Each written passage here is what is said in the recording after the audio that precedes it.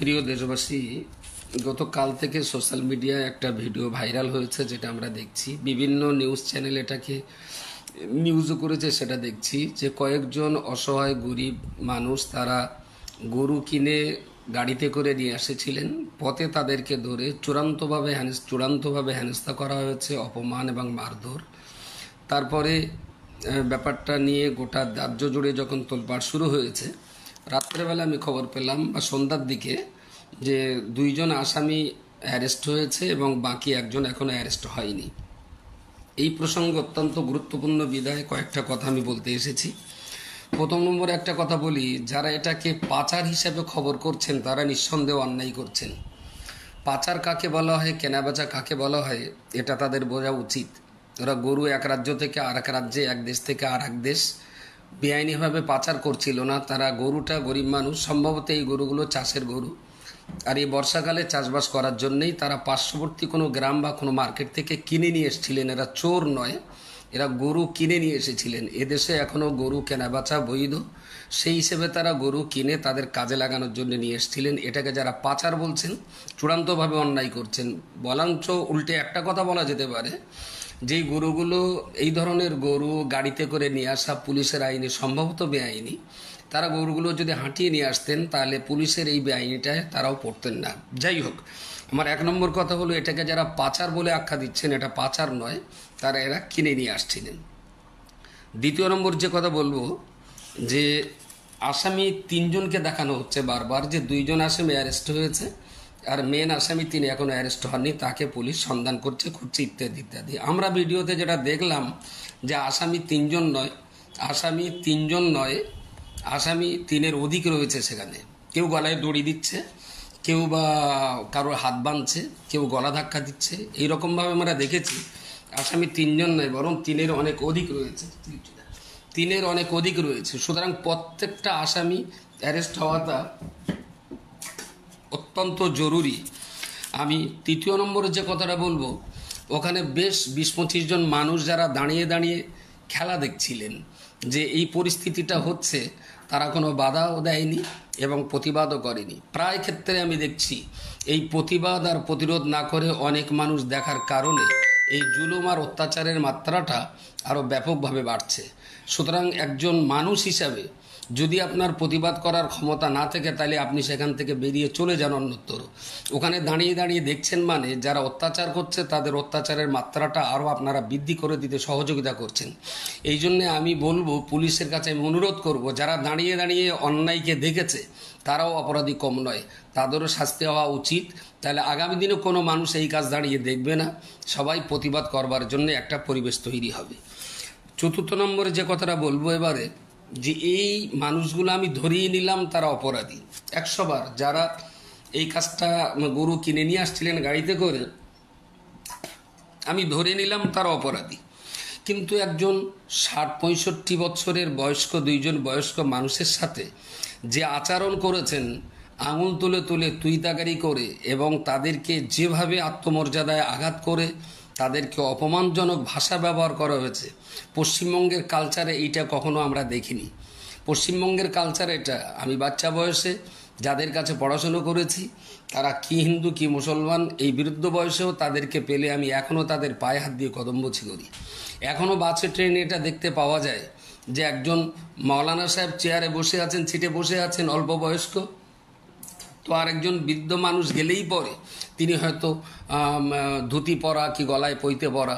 অনেক মুসলমানকেও সিট ছেড়ে দিতে দেখেছি, আবার অনেক হিন্দু অল্প বয়সে ভাই সিটে বসে থাকলেও অনেক মুসলমান মোল্লা মুন্সি টুপিওয়ালা দাড়িওয়ালাদেরকে তারা সিট ছেড়ে দিয়ে বসতে দিয়েছেন। এই কালচার ভারতবর্ষের পশ্চিমবঙ্গে আমরা দীর্ঘদিন ধরে ছোট থেকে দেখে এসেছি। হিন্দু বয়স্ক মানুষের জন্য মুসলমানরাও সিট ছেড়ে দেয়, হিন্দুরাও সিট ছেড়ে দেয়, আবার মুসলিম বয়স্ক মানুষদের জন্য মুসলমানও সিট ছেড়ে দেয়, হিন্দু অল্প বয়সী ছেলে মেয়ে তারাও সিট ছেড়ে দেয়।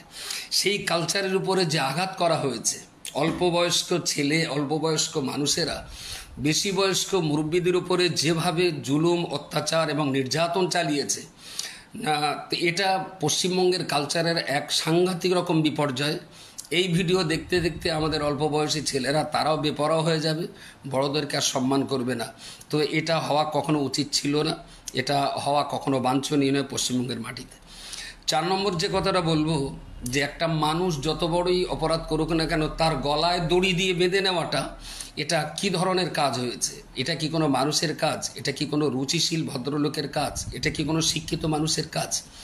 আমি হিন্দু মুসলমান উভয় সম্প্রদায়ের শিক্ষিত সমাজকে ভাবতে অনুরোধ করছি, পশ্চিমবঙ্গের কালচার এত জঘন্য জায়গায় চলে এলো কিভাবে? যে অল্প বয়স্ক কয়েকজন মানুষ, যাদের বয়স 30-35 হবে, কি আরও কম হবে, কি 40 হতে পারে, তার চেয়ে অনেক কম বয়স্ক লোকও আছে, বয়স্ক মানুষদেরকে ধরে গলায় দড়ি দেওয়া, তার হাতে দড়ি দিয়ে বাঁধতে যাওয়া, তাকে গলা ধাক্কা দিয়ে সেখান থেকে নিয়ে যাওয়া, এবং সাংঘাতিক অরুচিকর মন্তব্য, একেবারেই অমানবিক যে জুলুম, অত্যাচার এবং আত্মমর্যাদা তাদের আঘাত করা হয়েছে, এটা কোনো মতেই মেনে নেওয়ার নয়।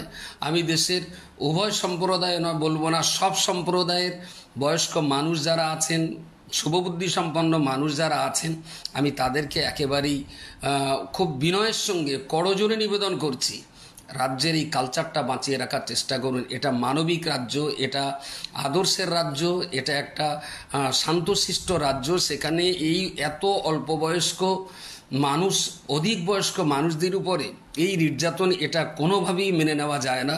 এ ব্যাপারে আমি তাদের সম্পর্কে ভাবতে অনুরোধ করছি। সর্বশেষ যে কথাটা বলবো, এই গরুগুলো নিয়ে ছেড়ে দেওয়া হয়েছে, তাহলে যে 5-6জনকে ধরা হয়েছিল, এদের চেহারা দেখে আপনারা বুঝতেই পাচ্ছেন এরা একেবারেই গরিব, খেটে খাওয়া মানুষ। সম্ভবত এই বর্ষাকালে চাষাবাদ করার সুবিধার্থে বাইরে থেকে তারা কোনো গরু কিনে নিয়ে আসছিলেন।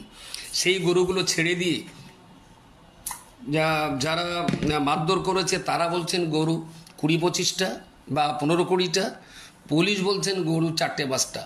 গাড়িতে যেটা আমরা ছবিতে তো সব স্পষ্ট দেখতে পাইনি, তবে সম্ভবত 5টা থেকে 10টা কি 5-7টা গরু হতে পারে। যাই হোক না কেন, এই 5-7টা গরুর আজকের বাজারের দাম কত? এই গরুগুলো যদি সত্যি চাষের গরু হয়, তাহলে এক একটা গরু, এক এক জোড়া গরুর দাম অন্তত 30-40 হাজার টাকার কম হবে বলে আমার মনে হয় না। তাহলে এই যে গরিব মানুষগুলো টাকা দিয়ে গরু কিনে নিয়ে আসছিল, আর্থিকভাবে তারা একেবারেই সর্বশান্ত হয়ে গেল। এবছর তারা চাষ করবে কি করে নয়, চাষ করবে কি করে সেটাই একমাত্র প্রশ্ন নয়, বরঞ্চ তারা একেবারেই বোধহয় ওদের জীবনে আর কখনো এত টাকা এক জায়গায় করে এই চাষের জন্য গরু কিনতে পারবে না। সুতরাং এই গরিব মানুষগুলো যাতে আর্থিকভাবে বিপর্যস্ত হয়ে না পড়ে, সে ব্যাপারে আমি সরকার এবং পুলিশ প্রশাসনের দৃষ্টি আকর্ষণ করছি। সর্বশেষ যে কথাটা বলবো, এই যে 5-6 জন মানুষ আত্মমর্যাদায় পড়েছেন, বয়স্ক মানুষদের কান ধরে উদ্বোস করানো হয়েছে, সেখানে কিছু আছে 35 বছরের বা 40 বছর হতে পারে, এমন কিছু যাদেরকে আসামি করা হচ্ছে, তাদের কান ধরে উদ্বোস করা, তাদের গলা ধাক্কা দেওয়া, এইভাবে তাদেরকে গাড়িতে তুলে দেওয়া, তাদের গলায় দড়ি দেওয়া, হাতে পায়ে দড়ি দিয়ে বাঁধতে যাওয়া। আচ্ছা, তাদেরও তো মেয়েদের বিয়ে হয়েছে, তারাও তো একটা পরিবারের কোনো না কোনো পরিবারের গার্জেন, তারা তো কোনো না কোনো জামাইয়ের শ্বশুর হতে পারে, তারাও তো কোনো না কোনো সন্তান সন্ততি ছেলে মেয়েদের বাপ হতে পারে। বলুন, তারা বাকি জীবনটা কিভাবে আত্মমর্যাদা নিয়ে বেঁচে থাকবে? সুতরাং পুলিশ প্রশাসন আইনি যে পদক্ষেপ আছে তা তো নেবেন, অবশ্যই নেবেন। সামাজিকভাবে আমি মনে করি আসামিদেরকে ধরে এবং তারা যেভাবে অপমান করেছে ওদের এক জায়গায় করে এই 5-6 জনের কাছে আসামিদেরকে ক্ষমা চাইতে বাধ্য করা, যাতে বাকি জীবনে তারা একটু মাথা উঁচু করে অন্তত বাঁচতে পারে। তাহলে এই মানুষগুলো, তাদের মেয়ে জামাই আছে, তাদের আত্মীয় স্বজন আছে, তাদের শ্বশুর শাশুড়ি আছে, এই আত্মীয় স্বজনের সমাজে গোটা রাজ্যের মানুষ দেখেছে তাদের আত্মমর্যাদার উপরে যে আঘাত করা হয়েছে। আমি একজন সাধারণ নাগরিক হিসাবে মনে করি তাদের আত্মমর্যাদাটা ফিরিয়ে দেওয়ার দায়িত্ব এবং কর্তব্য এটাও পুলিশের রয়েছে বলে আমি মনে করি। অবিলম্বে তাদেরকে ধরে এদেরকে এক জায়গায় করে অন্তত আত্মমর্যাদাটা তাদের ফিরে পায় সে ব্যাপারে উপযুক্ত ব্যবস্থা গ্রহণ করা। আমি শেষ কথা সেটা বলবো, দেশের কোনো আইন শৃঙ্খলা যদি ঘাটতি এসে যায়, এই আইন শৃঙ্খলা বজায় রাখার দায়িত্ব কি ওই কটা পশুর উপরে দেওয়া হয়েছে? রাজ্য সরকার কি এই ধরনের পশুদের পশ্চিমবঙ্গের বিভিন্ন প্রান্তে প্রান্তে ছেড়ে রেখেছেন, যারা তাদের ইচ্ছা মতো বিচার হাতে তুলে নেবে? আইন, আদালত, কোর্ট কোনো কিছুকে পরোয়া না করে তারা তাদের ইচ্ছা মতো এই কাজটা করবে। এটা কি রাজ্য সরকার তাদেরকে, এই সমস্ত পশুদেরকে কি ছেড়ে দিয়েছেন? আইন তো হাতে তুলে নেওয়ার অধিকার কারণেই। গরু যদি পাচার হয়েই থাকে, অন্যায় যদি হয়েই থাকে, উনি তো গাড়িতে আটকে রেখে পুলিশকে খবর দিতে পারতেন। উনি তো অপরাধ জগতের বলছেন গরু আমি পাচার হতে দেবই না। যদি আমি ঘুরিয়ে বলি, গরুর প্রতি যদি আপনার এত দরদ থাকবে মহাশয়, তাহলে আপনি বাড়ির খাটে শুয়ে গরুদেরকে গোয়াল ঘরে রাখেন কেন? আপনার খাটে আজকে থেকে গরুগুলোকে থাকতে দিন, আর আপনি গোয়াল ঘরে থাকুন। গরু যদি আপনার কাছে এত আদর যত্নের হয়ে থাকে, নো প্রবলেম, আপনি একটা পশুকে আদর যত্ন করতেই পারেন। তাহলে আপনি সুন্দর করে ঘরের ভিতরে মাছ ভাত খাবেন আর গরুকে জাবনা খাওয়াবেন কেন? আজকে থেকে আপনি গরুগুলোকে ডাল ভাত খাওয়ান আর আপনি গোয়াল ঘরে বসে জাবনা খান, কোনো অসুবিধে নেই। সুতরাং যারা গরুর প্রতি দরদ দেখি মানব জাতির উপরে এই জুলুম করছে, আসলে এরা যে কোন গরুর সন্তান সেটাও ভাবতে খুব কষ্ট হয়। সুতরাং সরকারের কাছে, পুলিশ প্রশাসনের কাছে আমার অনুরোধ, আইন হাতে তুলে নেওয়াটা কোনো অবস্থাতেই বরদাস্ত করে নেওয়া যায় না। সুতরাং আইনের হাতে চলবে। দেশের জনগণের চোখের সামনে কোনো অপরাধ, কোনো কিছু ঘটতে দেখলে তা পুলিশকে জানাবেন। পুলিশ উপযুক্ত ব্যবস্থা যদি গ্রহণ না করেন, তার জন্য ওপেন মুভমেন্ট করবার অধিকার সংবিধান আমাদেরকে দিয়েছে, আমরা মুভমেন্ট করতে পারি। তাই বলে আইন হাতে তুলে নিয়ে ইচ্ছা মতো অপরাধীকে শাস্তি দেওয়ার কোনো অধিকার দেশের সাধারণ জনগণের থাকতে পারে না। আমি শেষ কথা বলছি, এই ধরনের বিভিন্ন আসামি কখনো কখনো আমরা ইতিপূর্বে দেখেছি যে পাকিস্তানের পতাকা নিয়ে মুসলমানদের ঘাড়ে দোষ চাপানোর জন্য যারাই পাকিস্তানের পতাকা টাঙিয়েছে তারা আজকে ধরা পড়েছে, আগামীকাল আবার ছেড়ে দেওয়া হয়েছে। প্রশাসনের কাছে বলবো, আইন নিয়ে যদি আপনারা ছেলে খেলা করেন তাহলে জানবেন আগামী দিন আপনাদের মুসিবত কিন্তু আরও বাড়বে এবং ক্রমান্বয়ে এই সমস্ত ঘটনা বাড়তেই থাকবে, তাতে আপনাদের রাতের ঘুম আরও হারাম হয়ে যাবে। সেই জন্যে আইনের পথে চলে এদের যে শাস্তি দিলে আগামী দিন এই ধরনের কাজ করতে মানুষ আর ইচ্ছা করবে না বা এই ধরনের কাজ করবে না, সেই ধরনের শাস্তি দেওয়ার জন্য আমি অনুরোধ করব। আর যদি হালকা পাতলাভাবে একটা সম্প্রদায়কে ধোঁকা দেওয়া, প্রতারণা দেওয়ার মতো করে তাদের আজকে ধরলেন, দুদিন পর তাদেরকে ছেড়ে দিলেন, তাহলে এই দুর্ঘটনা প্রতিনিয়ত বাড়তেই থাকবে এবং রাজ্যের শান্তি শৃঙ্খলা আরও ক্ষতি হবে, তাতে পুলিশ প্রশাসনের মাথার যন্ত্রণাও আরও বাড়তে থাকবে। আমি দেশের আপামর কি হিন্দু, কি মুসলমান, ইহুদি, খ্রিস্টান, বৌদ্ধ, নাসারা যারাই হন না কেন এই দেশের, এই রাজ্যের নাগরিক, আমি তাদের সবাইকে শান্তি শৃঙ্খলা বজায় রাখার অনুরোধ করছি। অপরাধী সবসময় শাস্তি পাক, সে যে সম্প্রদায়ের হোক না কেন, এবং আইন অনুযায়ী রাজ্য পরিচালনা হোক, সে ব্যাপারে যাদের দায়িত্ব আছে তারা পালন করবে। কেউ কখনো আইন হাতে তুলে নেবেন না, ধৈর্য সবরের সঙ্গে থাকুন। বিশেষ করে আমি উভয় সম্প্রদায়ের বয়স্ক মানুষ যারা আছেন, চিন্তাশীল শিক্ষিত বুদ্ধিজীবী সমাজ যারা আছেন, আমি তাদেরকে ভাবতে অনুরোধ করছি, অন্ধের দৃষ্টি দিয়ে নয়, একেবারে খোলা চোখে শান্তি সম্প্রীতি আর সৌহার্দ্যের দৃষ্টিভঙ্গি দিয়ে এই রাজ্যটাকে আমরা ঠিক রাখতে পারি, শান্তিতে থাকতে পারি, আমার দেশ যাতে শান্তিতে থাকতে পারে।